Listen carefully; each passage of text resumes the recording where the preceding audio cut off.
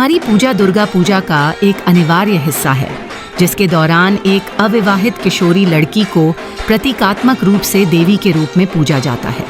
कुमारी पूजा महाअष्टमी पूजा के अंत में की जाती है, लेकिन इसे नवमी पूजा के दिन भी किया जा सकता है। कुमारी पूजा काली पूजा, जगद्धात्री पूजा, अन्नपूर्णा पूजा और शक्ति पूजा के दौरान भी की जा सकती है।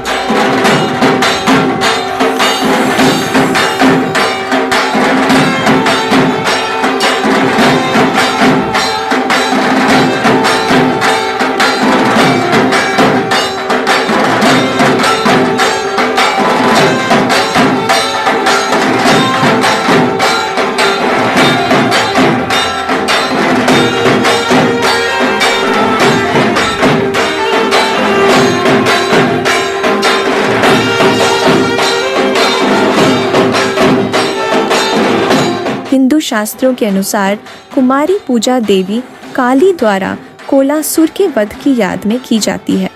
किंवदंती के अनुसार कोलासुर ने एक बार स्वर्ग और पृथ्वी पर कब्जा कर लिया था। असहाय देवताओं ने मदद के लिए महाकाली से संपर्क किया। उनकी अपील का जवाब देते हुए उन्होंने फिर से जन्म लिया और एक युवती के रूप में कोलासुर का वध किया।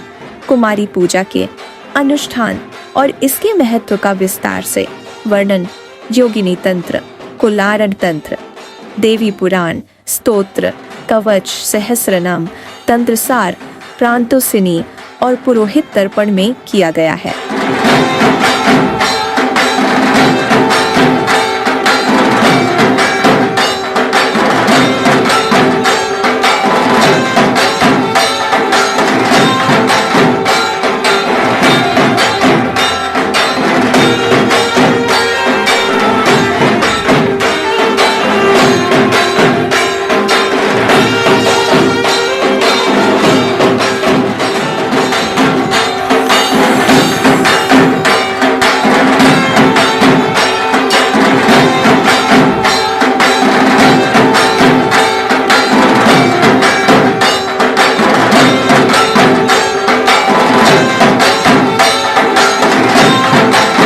माना जाता है कि कुमारी पूजा से भक्तों को बहुत से आशीर्वाद मिलते हैं।